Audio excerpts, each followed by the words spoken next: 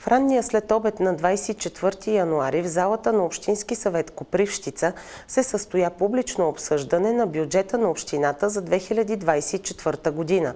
Главният счетоводител на общината запозна присъстващите в залата с планираните приходи и разходи в различните дейности.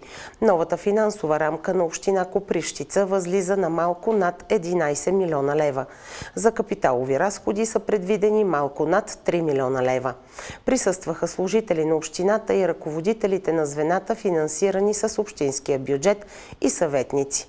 Интересът към обсъждането от страна на местния бизнес и гражданите беше слаб. По време на обсъждането възникнаха въпроси от съветник Любомир Цеков относно финансирането на залесяването и поддръжката на горските пътища.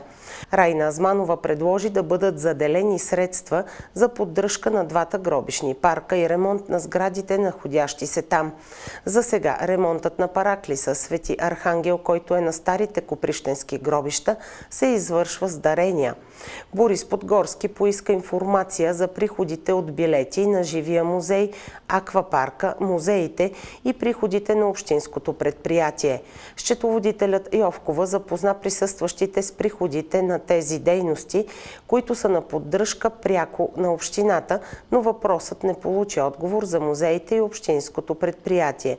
Присъстващият съветник Димитър Косев предложи да бъдат заделени средства и за неправителствените организации, като местната организация на клуб Традиция и за реклама на града.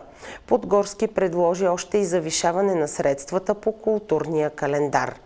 Предстои бюджетът и предложенията по него да бъдат внесени за разглеждане на Комисията по финанси към Общинския съвет и гласуването му на сесия.